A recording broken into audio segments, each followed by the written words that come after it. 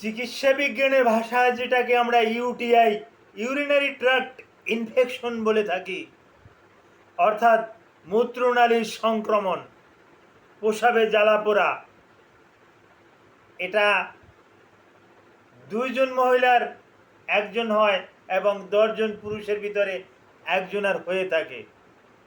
এবং অনেকেই আছে মহিলাদের এটা বেশি বেশি হয়, অথচ মহিলারা লজ্জায়, ভয়ে, লাজ শরমের কারণে তারা চিকিৎসকদের কাছে যায় না। তারা টোটকা টাটকি ব্যবহার করে, তারা তাবিজ ব্যবহার করে, মাদুলি ব্যবহার করে, বিভিন্ন রকমের পানি পড়া খায়। হায় রে, এটা একটা ইসেরেশিয়া কোলাই নামক একটা জীবাণু, যেটাকে আমরা সংক্ষেপে ইকোলাই নামক একটা ব্যাকটেরিয়া দিয়া এটা হয়ে থাকে। বিটা এ হেমোলাইটিক স্ট্রেপ্টোকক্কাস এটা দিয়েও হয়ে থাকে, কিন্তু বেশিরভাগ ক্ষেত্রেই ইসেরেশিয়া কোলাই, সংক্ষেপে ইকোলাই ব্যাকটেরিয়া দিয়েই এটা হয়ে থাকে। এর চিকিৎসা না করালে আপনার জীবনে অনেক পরিবর্তন আসতে পারে, আপনার জীবনের উপরে একটা থ্রেট আসতে পারে। এ ব্যাপারে আলোচনা করব। আসসালামু আলাইকুম রহমতুল্লাহি ওয়া বারাকাতুহু। আমি ডাক্তার মীর শহীদুল ইসলাম।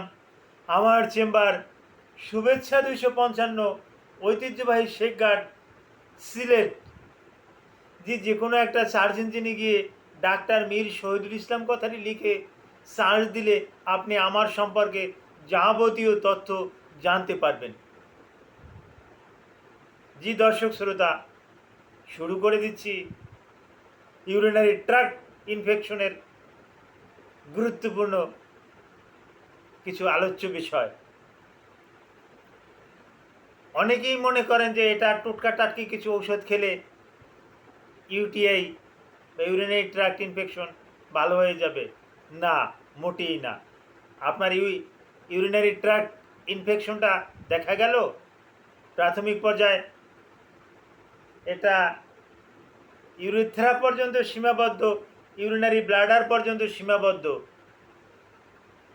কিন্তু আপনি যদি চিকিৎসা না করান তাহলে এটা সিস্টাইটিসের রূপ নেবে।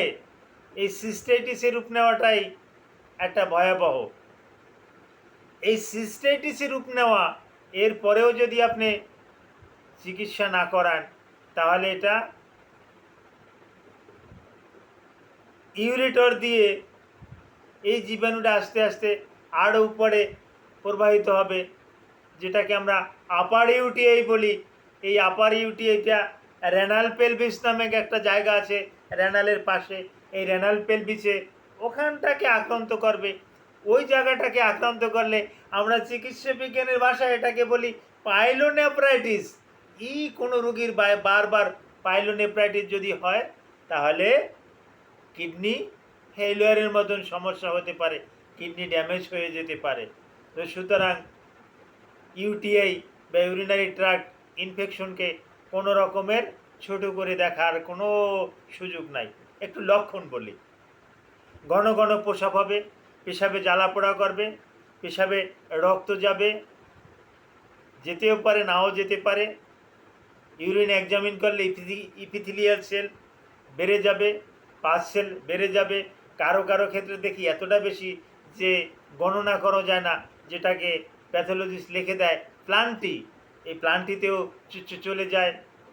তারপর আসে তলপেটে বেদনা করবে, অত্যন্ত বেশি বেদনা করবে, এবং এই বেদনাটা বিশেষ করে মহিলাদের যৌনাঙ্গে ছড়িয়ে পড়ে, ভ্যাজাইনাতে ছড়িয়ে পড়ে, ভ্যাজাইনাল ইনফেকশন করতে পারে। যেহেতু ইসেরিয়া কোলাই এটা হতে পারে, আর মহিলাদের তো বেশি বেশি হওয়ার একটা চান্স ওখান থেকেই, যেহেতু মল মিশ্রিত পানিটা যখন ইউরেথ্রায় প্রবেশ করে তখনই কিন্তু এটা হয়। যার পরিপ্রেক্ষিতে মহিলাদেরকে বলি, আপনারা যখন শৌচ করবেন তখন ওই পায়খানার রাস্তার পানিটা উপরের দিকে আপনি এভাবে উপরের দিকে টানবেন না। হ্যাঁ, পায়খানার রাস্তার পানিটা আপনি ভ্যাজাইনাতে যাতে না আসে এদিক খেয়াল রাখবেন। আপনি এই উপর থেকে নিচের দিকে ডলে নেবেন, তাহলে আপনার যোনিপথে যৌনাঙ্গে এই মল মিশ্রিত পানি এটা আর আসবে না। আর এই মল মিশ্রিত পানির ভিতরে ইশিরিয়া শিয়াকুলাই বা ইকুলাই নামের এই ভয়াবহ জীবাণুটা বসবাস করে। আর এটা সুযোগ পেলেই ইউরেথ্রা অরিফিস দিয়া, পেশাবের রাস্তার অরিফিস দিয়া ছুটে যায়।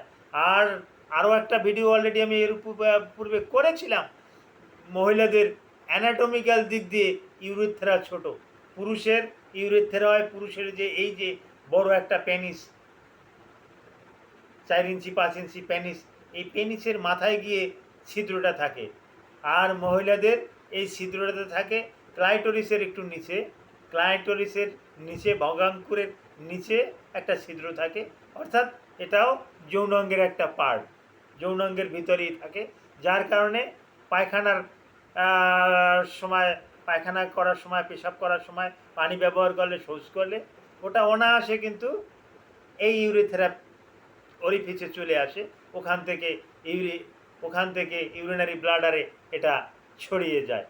তো সৃষ্টিকর্তাই মহিলাদের এই ইউরেথ্রা অরিফিসটা ছোট দিছে, যার পরিপ্রেক্ষিতে মহিলাদের কিন্তু এই রোগটায় বেশি বেশি আক্রান্ত হচ্ছে।